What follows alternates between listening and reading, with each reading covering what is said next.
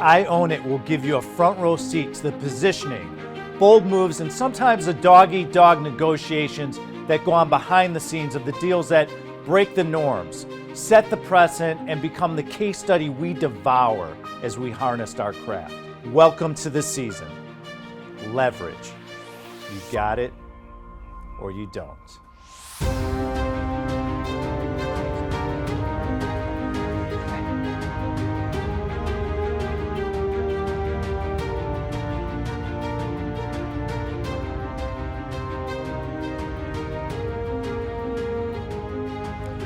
Welcome to the season, Leverage. Thank you for joining us, Sharon Lechter. I am delighted to be with you, Ben. Thank you. So what is leverage to you? Well, there's lots of different definitions of leverage, but when I think about leverage, I think about of money and of time, because both are important. Why is time and money so important? Why are they congruent? Well, you are financially free when the income from your income-producing assets exceeds your monthly expenses. That means the assets are working for you. They become your employees working for you. And so as they become more successful and they generate passive income, when you get to the point of your monthly expenses, you're financially free. And that's the message that I really shout from the mountaintops. It doesn't have to be millions of dollars, but it's your assets working for you. Most people, entirely too many people, they are their only asset. You know, if they want more money, they have to work overtime or get a second job. And the issue is assets. My favorite word on earth, assets. Assets provide you leverage. And when you have the financial leverage to be financially free, it gives you back your time. So it's also the provision of additional time. This is the major power move that Sharon explained to all of us. You're not financially free until the income from your assets exceed your monthly expenses. Do the work. Figure out what are your monthly expenses, and then use that number to figure out how much cash flow you need in order to build your assets to become financially free. When did you first learn about leverage? Well, I didn't realize at the time that I had an incredible gift. I lived with the parents that were both entrepreneurs. We lived between my dad's used car lot and my mom's beauty shop. We had rental properties that I had to go scrub out the bathrooms between tenants at the age of 10. I said I've been a real estate investor since I was 10. And my dad had orange groves. He says because the oranges gave him cash flow every year. And some of those are now under SeaWorld in Florida. So it's like we talked about assets at the dinner table. We talked about the leverage and the cash flow and how that helped the momentum. The thing about leverage as it relates to money, think of it as momentum. So if you buy a rental property, you may only have to put 20% down, maybe sometimes 10 or 30, but the bank gives you the rest of the money. So you've only invested 10, 20, 30%, and yet you get 100% of the ownership. You get 100% of the depreciation and the tax benefits. You get 100% of the appreciation. That is the ultimate leverage because you're getting the benefit, and that's good debt. Now, that's where people get themselves into trouble with leverage, not understanding the difference between good debt and bad debt. Good debt is being paid down by your tenants or being paid down by other operations, not out of your pocket. And so that leverage allows you to add momentum to your money. And that's what allows you to grow more financially secure and then financially independent. Do you understand good debt versus bad debt? If someone isn't paying for your asset, you're not leveraging good debt. So for example, when you put 10 or 20% down on an asset like Sharon explained, that's debt that you're leveraging in order to create a profitable asset. So what was the first aha moment you had where you learned about leverage? Like it really resonated with you and said, okay, now I see what leverage really is. I was 25. I was very successful as one of the very first women CPAs in a Big 8 accounting firm. I thought that was my ultimate goal, was to become a sophisticated professional. I didn't want to be an entrepreneur. My friends' parents were CEOs or military officers. But at 25, I was like, I'm working incredibly long hours and I'm not in control of my life. So I'm not in control of my time. So I had no leverage of my time. And all of a sudden my parents looked a whole lot smarter when I understood what they were building as far as a platform of assets to work for them. And it's like, okay, now I get it. And that's when I had the opportunity to leave public accounting and start really involving myself as an entrepreneur. And I never looked back. You coach a lot of men and women out there, and what do you think people do not understand about leverage? Well, they've never learned about it because we're not taught about money in school. We're taught to get a good job and to work hard. We are taught to be our only asset. And unfortunately, that is not the definition to be able to get leverage of your money and leverage of your time.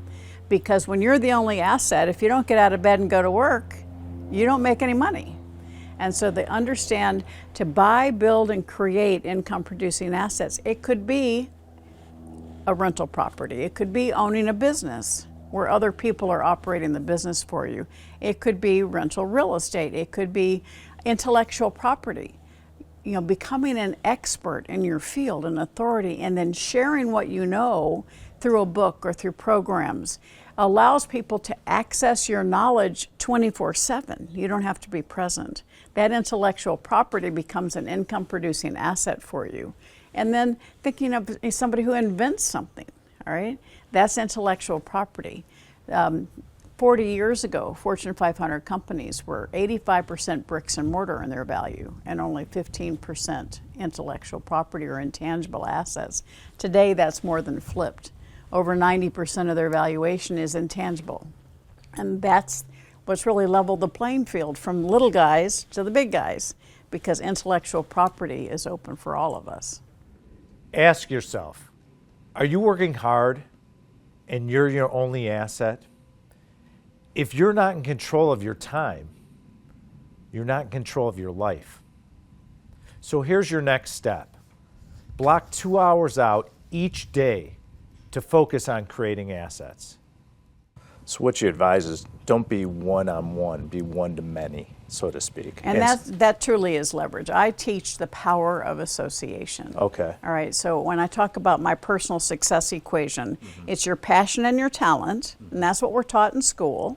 All right, my passion came from anger because we weren't teaching kids about money. Right. But my anger and my talent as a CPA for more years than I want to share, and all my years in publishing, I could combine that. But that's not enough. That's the rat race. And so in order to truly succeed, you have to times the power of association. Who do you have on your team? When I helped invent the talking children's book, we knew that at that time, we're back in 1987, kids didn't have technology. I know it's hard to remember, dinosaur days. And so we said, well, how can we get parents to trust us? We were this unknown little company. So we did licensing deals with Disney, Warner Brothers, Sesame Street, those little companies out there that parents did trust, and it allowed us to explode around the world. That's leverage, knowing how to reach as many people as quickly as possible. One-to-many versus one-on-one. And that's been the history of my success in my career, is finding those partners, those powers of association that can help you truly leverage what you know and what you can do to a larger and wider audience. And then understanding that you have to take the action. That's the other part of the equation. So P plus T times power of association times taking action. How many times do we know what we're supposed to do? We just don't do it. Inertia. We know we should do something, but watching Netflix is a little more exciting. So it's really important to make that decision to take action. And then the last element of my personal success equation is F for faith, having faith in yourself, having faith in what you're doing, having faith that it's needed and necessary, and having faith you will succeed. And when I have a new mentoring client, we go through this. I share this with every interview and every speech, because it's usually the power of association that somebody needs a little help with, and their self-confidence. And they go hand in hand. When you have the right people around you, the right team, it bolsters. You still have a bad day, but they won't let you stay there. And so analyze your own personal success equation and say, am I staying in my own little world? Nobody can do it better than me. And so you're a lone ranger. You own a job, not a business. Let's find a way to expand through power of association, taking the right action, having the right mentors, and having confidence. And that way you can see that leverage of reach, leverage of money, leverage of reach, and leverage of time. But in addition to what you're saying is there is a power of leverage in assets. For everyone out there, is assets do produce leverage, but also people do as well, which is really important. Power of association is huge. You know, and I said money and time earlier, but both are acquired through association. Understanding the right people that can help open doors for you. Right. You know, and sometimes the people, the mentors who have gotten you to where you are today are not the right ones to get you to the next step. But we just have to, you know, so many of us have been taught to do it on our own. We feel like asking for help shows, you know, a lack of ability. It doesn't. You know, when you ask somebody for help, you're showing a sign of respect that they know something that you don't know. And so it's a respect to ask them to give you some advice. So being vulnerable provides leverage then. Oh yeah, well, I'm old enough, Right. Ben, that there was a time when I first started my career that being vulnerable was a no-no. You had to be perfect. That's right. Particularly a woman in business. You had to be infallible, right? And that's changed dramatically. Today, you know, you need to be authentic. You need to be real. You need to be vulnerable. Would you say that knowledge also provides a significant amount? It's power of association, having the assets, but in order to manage the assets, in order to find the right people and what I say resource rich, isn't continuing growth and knowledge helps have you become the leverage you need, whether it's implementing technology, new business ideas, new relationships, new opportunities? It seems that growth and knowledge tie into a lot with leverage. Oh, absolutely. You know, I hope that I learn until the day I'm gone, right? Being a lifelong learner is about also adding curiosity. I mean, too many of us get complacent in life and we don't experience new things. I always challenge people, when was the last time you did something for the first time, right? Even at 70, I challenge myself that all the time. When was the last time I did something for the first time? Because that allows you to be curious. It allows you to continue learning. And when you think you know everything there is to know, not a good move. That's not leverage, right? And so constantly, but it's also, you don't have to be the one to know it. You find the right people. You know, Henry Ford, he was famous for the line, I don't need to know it, I just need to know who to call, right? That's right. And so it's very important to understand that because you don't know something doesn't make you any less. It just means that your expertise is over here. You need this expertise, so you find Ben or somebody that has that expertise and you pick up the phone. What do entrepreneurs and business owners do not understand about the exit? I love that question because it's what drove me to write the book Exit Rich, because so many business owners, they build a business, but they're really building a job. They're not creating an asset that works independent of them, and they're not paying attention to the structure and the foundation of that business. So should they want to sell one day, that it's saleable. So I want people that have a successful business to understand how to make it sustainable, scalable, and saleable. And so I wrote Exit Rich and with the one purpose in mind, and that is to give people the insights into what they need to do to build a stronger foundation for their business so that they do have a truly high valued asset working for them. And we make it very simple. We talk about the 6 P's, right? The first one's people. Who's on your team? Who do you need? How do you have those relationships and those agreements with the people that are part of your team? Because you need to make sure that those employees that are with you are going to still be there should you sell it one day. And then the second one are your products. Let's look at how you can leverage your products and potentially have different verticals with your products. That gives you more leverage related to the revenue streams. And then processes, such an important one. That's your business systems. So many people manage jobs and employees. They need to manage systems. It's a whole lot easier. You don't deal with personalities. Have your business systems, document your business systems, because that's intellectual property too. And then your proprietary assets, that's your intellectual property. And that includes your written materials, it includes your database. Most people out there, a lot of business owners, they get so excited because they have all this social media reach. You don't own those names. And so yeah, it's wonderful, that's lead generation. But invite them home, bring them to your database, because companies sell simply for databases. And that's a huge value add to the valuation of your business. And then you want to look at, the proprietary intellectual property is very important, but then you look at your patrons, that database. How can you nurture them and create? Do you serve them or do you sell them, right? When you sell, it's a one-time transaction and you have to find the next one. Let's create a relationship of your patrons, and that gives you a lifetime of sales. And the last one's profit. So those are the 6 P's, and most people focus on the profits. But when the profits aren't where you want them to be, it's usually because one of those other P's is not operating efficiently, right? The people, your products, your processes, your proprietary, your patrons. And so I wrote the book with things for people to look at so they can go in and say, how can I strengthen it? Your business systems, your proprietary.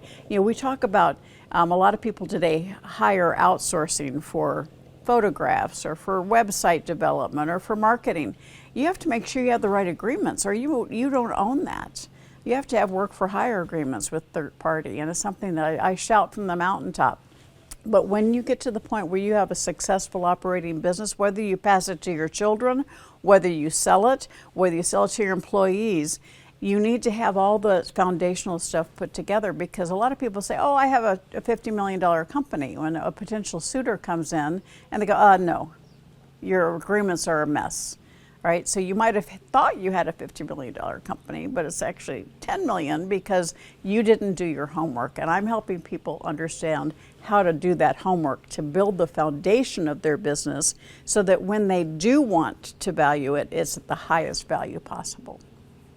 How do you envision when you use leverage in business or in life? Have you ever taken leverage too far, where you look back and you regret it, or say, hey, I could have handled that better? Have you ever? And when is taking leverage too far for you? Taking leverage too far from a financial sense is being stupid about how much money you're borrowing against something, doing it bad debt, right? Or during the time of 08, 09, when people were getting easy money for lending, and then all of a sudden the valuation of properties went down and their mortgages were called and they're in trouble. Today, what's happening in the world today, a lot of people borrowed as much money as they could when the prices of the real estate were high, and then all of a sudden they had adjustable rate mortgages, and so now they're having to refinance those homes, and sometimes they can't qualify for the higher interest rate loan.